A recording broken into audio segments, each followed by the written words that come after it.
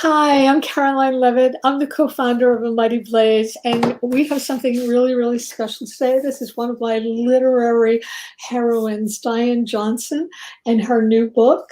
It's another beautiful cover. Lorna Mott Comes Home. This is an extraordinary book, and it's beginning extraordinary, extraordinary reviews. I just want to say before I give the introduction, anybody who has any questions for Diane Johnson, please just put them in the comment section and we'll get to them. Also, all of Diane's books, and they're all amazing and wonderful, can be found at bookshop.org, and we put a link into that. So Diane Johnson is perhaps one of the most beloved novelists on the planet. She's certainly one of mine. Her novels often have like American heroines who are living in France, which is even more reason to adore her. She was a finalist for the Pulitzer Prize for her novel Persian Nights. She's a two-time finalist for the National Book Award. She's the author of Lulu and Marrakech, L'Affaire, Le Mariage, and a memoir, Flyover Lies. She's been called America's Edith Wharton, and truly, I think she's even better. So this novel, this gorgeous novel, is about Lorna Mott, an American woman living in France who comes home to America after discovering her husband has been philandering like nobody's business. She wants to help her family, particularly her adult children and her grandchildren, and in particular, one of the best drawn 15-year-old pregnant girls I have read. It was wonderful. So welcome so much, Diane. We're absolutely thrilled to have you. And we're sorry about the technical difficulties, but you've been so gracious about them. So welcome.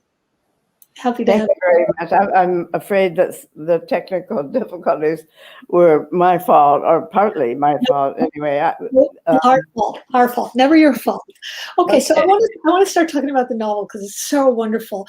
The novel just makes you feel great reading it, even though there's a lot of anxiety in this novel, particularly about money, what we can afford, what money leads to happiness, what funds we need to take care of our kids or to take care of ourselves. And there's actually a funny story about that, about Laurie Coleman, who read the manuscript and said she thought there was too much money in it. I did not think that. So I wondered if you could talk about that, like the importance of money to people and why it is okay to talk about it, because it's a very basic issue for all of us. Exactly. It is a basic issue, a preoccupation of everyone's life. And we've all been brought up in a sort of Judeo-Christian mood of aversion that is kind of wrong to talk about it. Maybe it's Protestant, I don't know. But we're not supposed to talk about religion or money, at least not at the dinner table. And none of the people in my book talk about it at the dinner table or anywhere. I don't think they actually talk about it. But it still underlies most of how we make our choices in life. So, and they're living it. They may not talk about it, but they're living it. Yeah, they're exactly. Living it. So your work deals with what I think is the stuff of life: family, marriage, divorce, betrayal, human emotions. You've won huge prizes and enormous respect. So I want to ask you, why do you think that some people persist in thinking that they're trying to push women into writing in what they call big issues, like male issues, like war and politics. But of course, concurrently, when a male writer writes about domestic issues or family, he's called a genius. Do you find that people just don't appreciate the real stuff of life, which is family, connections, bonds? Yeah, I didn't even realize that women were being encouraged to write about their. Has anyone done it? Big books usually mean male-centric kind of. Oh, big books, yes, male-centered, yes, absolutely. But I was unaware that women were writing them. I think, women can't write war books for the simple reason that they're not on the war field. Usually, if a woman were in battle, she could write about it. Some have, I'm sure. This whole difference between what women and men tend to write about has always interested me. And at first, when I started writing years ago, I just didn't like being categorized as a lady novelist, and I didn't plan to write about war. But I did review some books. I reviewed some books for the New York Review about war, about Vietnam at that period. And I remember how really sort of thrilled I was and awed by the responsibility of being asked as a woman to review a Vietnam book. That was really a time when that wasn't happening. So hopefully it'll be changing a little bit in the future. What I truly loved about your book and all your books is there's almost this frisky sense of delight. You don't really judge anybody. Your characters can act in ways that are not particularly sympathetic, like when they're cheating or scheming or whatever they're doing, and they're not being their best selves, but yet we love them. So I wanted to know if you could talk about your personal view of human nature. It seems to me that you're very non-judgmental in general, at least in your books. Would you say that's true? Yeah, I would say that's true. I'm not judgmental because I can usually see two sides of things, and I haven't really tried to deal with any serious villains. Anybody who is truly wicked is kind of, I don't know that I've ever met anyone who is truly wicked. You can always see where they're coming from, But the whole business of judgmentalness came to me the other day at the museum. I'm in San Francisco, and I went to the Young Museum, and in the American painting section, I was struck by this so much. The little descriptive passages that are put up by every picture of an American Indian or an African American, or a scene depicting some battle or from slavery or something, would be accompanied by a little sermon about this wicked man has enslaved this pitiful and this horrible mood of PC-ness. Right. Infusing a museum, I thought was really too bad. Yeah, it is. I also wanted to talk to you about the structure of the book, because what I really loved was that each chapter starts out with a kind of saying, almost like a life lesson or an introduction to the chapter. There are things that set it up, like, we must be prepared for things turning out differently. That was it was fun. Or hope springs eternal and is sometimes justified. I wanted to know if you always knew you were going to use those, or if they just happened, because I love them. I kept thinking this should be on a poster or a T-shirt. I thought them up afterwards. After I'd done the chapters, I thought of the little headlines, and I liked them too. It was fun making them up. I love them. They were absolutely great. I wanted to talk about, like, one of the most, like, all the characters are alive and multifaceted, but one of the ones that I loved the most beside Lorna was her young teenage granddaughter who is pregnant. I always find that in real life, teenagers often will have sort of fractious relationships with their moms, but somehow when you loop up a generation with their grandmothers, it somehow saves the day and helps both of them. So I wanted to know, was this from personal experience with you, with your grandchildren? I know you probably don't. I know that it's not your grandchildren. You've been very specific about saying that, but just in a general sense, do you find that this is true?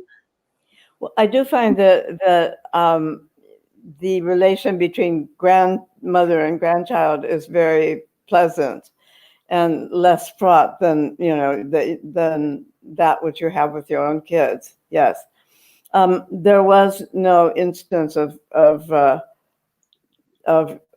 15-year-old pregnancy in my family as it happens, but Yeah, yeah, it happens a lot. but it could have. I mean, it absolutely could have. So When you're writing, do you know how your books are going to end? Did you know how this was going to end, or did it surprise you, or did it take any wrong turns where you thought, "Oh, this book has gotten away from me"? well, I did have to decide where Lorna, what country Lorna was going to live in, and I didn't know almost up till the end where she would decide to stay.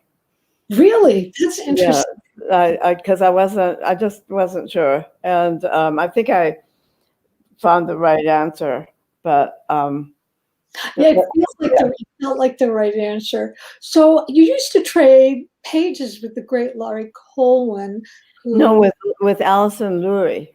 oh, Alison Lurie. Oh, I'm so Yeah. sorry. That's just as great. That's just as wonderful.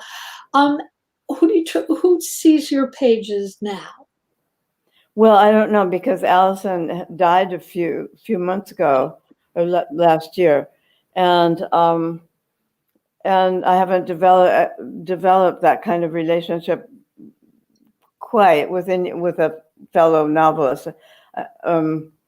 So I'll have to find a new person. Okay. yeah, soulmate in that respect. Yeah, Yeah, it's an important thing, though, to have someone to it do is. it with. So all of us at the Blaze were just talking and getting so excited about you coming here. And we were particularly excited about the astonishing fact that you co-wrote the script of The Shining with Stanley Kubrick. Before I go into technical questions, I have to say that The Shining does not seem like a Diane Johnson story, and yet it's one of my favorite scripts, my favorite films. It's just perfectly perfect. How did this come about, and what was it like for you writing the script? It came about unbeknownst to me. Stanley Kubrick had been reading a novel of mine called The Shadow Knows. Right, I was going to ask you about that too. Yeah. That's a dope one. Yeah, because he wanted to make a horror movie, and he was considering The Shadow Knows and the Stephen King Shining, and finally decided it would be too hard to make The Shadow Knows because it's a first person. It's in the mind of the narrator. Right. So that is obviously hard to film without voiceovers, and Right. technically it was easier. And then the Stephen King had more amusing visuals, probably things blowing up and the haunted hotel and stuff. Right. Whereas The Shadow Knows just had a shabby apartment in Sacramento. So I certainly understood his choice. But anyway, he and I had many talks, and I guess he just decided it'd be easier to work with me. And so I went to London and worked with Kubrick, either at the Kubrick's house or at home in an apartment that I rented, and we worked every day for I don't know 11 weeks altogether, I think. Wow. And that was how it came out. Because I remember, like, when that movie came out, everyone I knew loved it. And I know Stephen King's objection to it was, he said, well, Wendy was too much a victim. And my personal feeling about that is, if Stephen King says that, then he's never met any women who have lived in any like emotionally abusive relationship, because that's the way women in those kind of relationships ask. If she was the strong woman he wanted her to be, she would have stayed. She would have left like She would have gone, yeah. Far for earlier. I thought the portrait was absolutely perfect.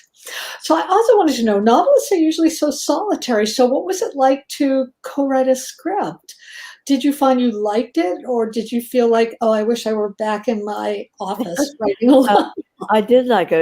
It was really a lot of fun. But I did also go back. I had rented this apartment in London, and I would take a week by myself working on the various scenes. And then I would spend a few days with Kubrick and we'd go over the scenes. So I had the pleasures of solitary composition and the pleasures of collaboration. And so really the whole thing was a lot of fun. And I learned a lot from Kubrick about structure. That's amazing. Yeah. What did you learn from him about structure that could translate to a novel? Was there anything?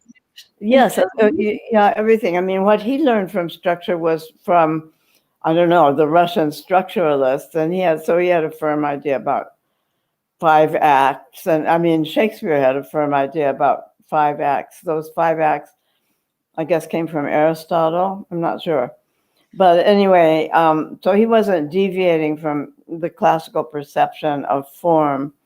But I learned his method of thinking about breaking the acts down into first acts and then into scenes. And that helped me with novels too, because they work pretty much in the same way. Right. That's so interesting. So, but you've also had film adaptations of Le Doors, was again with cultural giant James Ivory. You did not work on that script though, correct? Correct. How did you feel having that taken out of your hands? Did you enjoy the movie, or were there choices made that you wouldn't have made yourself? Yeah, there were choices that I wouldn't have made myself, but in general, I liked the movie. It was far enough away from my book, actually, to almost be its own thing. And finally, in the long run, there was I did have some input because Ruth had written an entirely different ending. Oh, both from my novel and from the film that came out. And I really didn't approve of the ending, the way I thought it kind of distorted the meaning of the whole book. The book has a young woman launching into a free, interesting life, starting out with going to Paris. But Ruth Power-Jabvala, had Isabel paying for her sins by getting pregnant and having a baby. And I thought that was really not the spirit of Isabel's story. And luckily, the producer, the person who really was responsible for buying and my novel and selling it to James Ivory, he agreed that ending was not right. So it actually was reshot. Oh, that's great. That doesn't usually happen. That doesn't usually happen, but luckily I had some reinforcement at the studio. Good. So Yeah. I have another quote that I love, and this was about you and Sylvia Plath were both guest editors at Mademoiselle when that was a really big deal. And you said what you learned from her was, quote, "I realized that if you took pains with your writing, you could make art, and that the rather facile little stories I had dashed off from my English classes or the school magazine were probably not art. It was, in fact, the example of Sunday at the Mintons, Sylvia Plath's winning story in the guest editor contest, that made that point to me and changed my life, though not immediately." I love everything about the quote. I love that you were inspired by her. I love that she made you see your work as art. And the thing that really snagged my attention was you said, "It changed my life, though not immediately." So I want to know, like, what happened between that point where you felt, oh, this is something I need to grab hold of, and the point where it did change your life? Well, I think it was those were the days when people got married young. I was only 19 and got married. And so that distracted me for a few years before I realized I had to do something with my life and art. I wanted art to be a part of it. So all of that dedication of Sylvia's came back to me. You were very ahead of your time then. Did you get pushback from people saying, I mean, I know my mother always told me, you can't be a writer. Your first job is a wife, then your second job is a mother. And writing it's an avocation, not a vocation. Yeah, I got some of that, absolutely. Yeah. Yeah. But I wrote during nap time, and you know, I took them to Sunday school so that I would have an hour in the angel costume room to work on my novel. And That's wonderful. That's such a you great had to, image. That's wonderful. You also had interaction with Dr. Fauci, which is also an amazing story. oh, Can you tell it to us, please? yeah, no, it's true. That I think of that every night when Dr. Fauci comes on. I had a wonderful, fun job, ultimately came to nothing, with Francis Coppola, writing a script called Cure. And it was about the science, it was about scientists looking for a cure for AIDS. And I thought it was a great subject. And Francis and I went around to visit these famous scientists, Fauci included, and went to AIDS conferences. Francis had an AIDS conference at his place, and all these famous scientists came from France and Germany and everywhere. It was a whole world of research for our film. And then this was around 82. Suddenly, the cure was discovered, and so in a way there was kind of a collapse of the subject. Oh, that's so disappointing. That's so It was disappointing. But doing the research and meeting people like Fauci and Great. Jonas Salk, yeah, I was impressed with what I actually was impressed with the power that a great director has to make everyone talk to him, come to his meetings. We had coffee with Elizabeth Taylor, who was interested in AIDS work. So that part was fun too. What an experience. So you've lived in both San Francisco and in France. Which do you feel more at home in, and why? Or do you feel at home in both those places? I think I feel at home in both of them, but I'm spending more and more time now in France, so that's getting to feel more like home.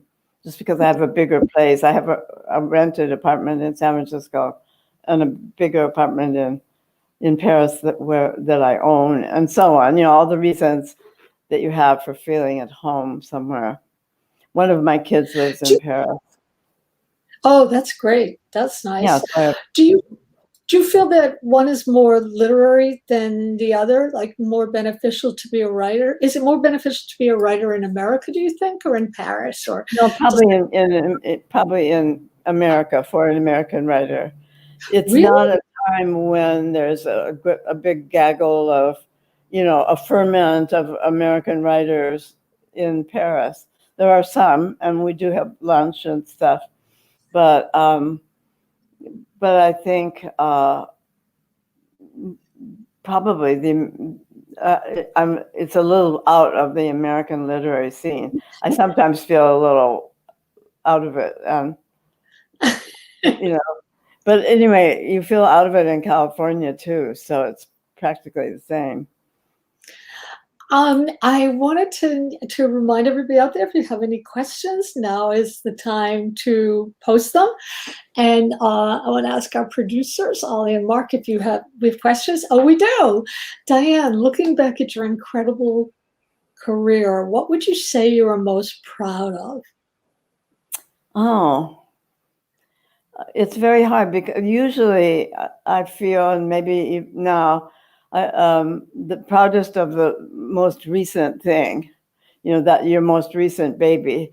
And so I am proud of Lorna, but The Shining was fun. I've done some academic work that I'm proud of. I don't know.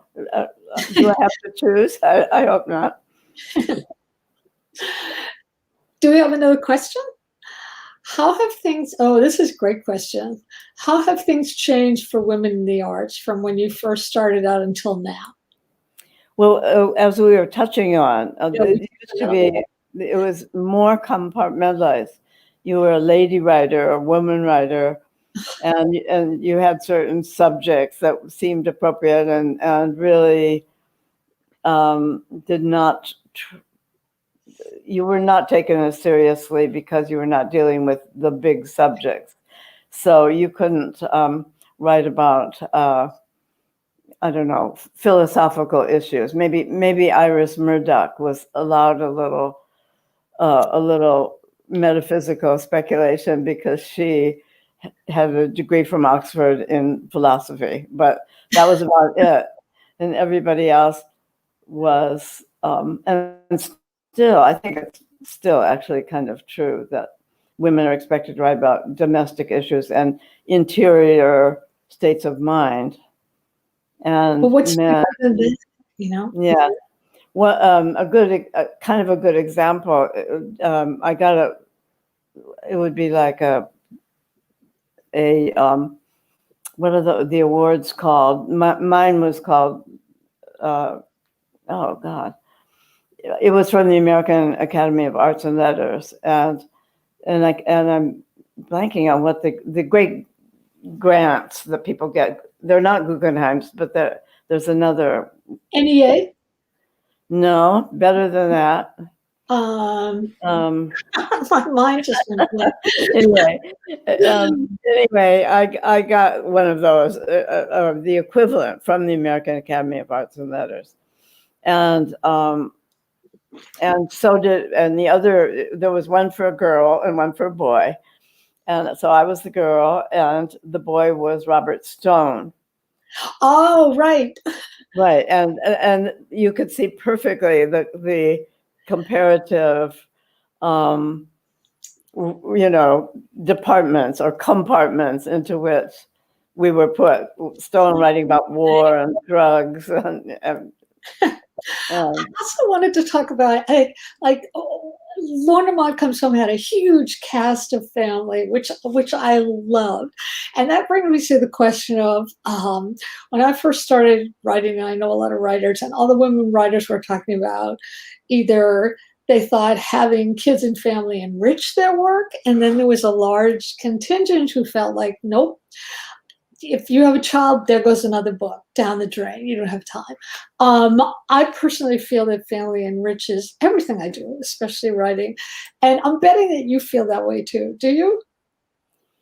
I do, but I didn't always feel that way, because when I was so hungry for time to write, I then felt, when the children were little and so on, that, if I never wished not to have children, but I felt that if I happened to not have children, I would get more work done and be able to address it more seriously some way. I don't know.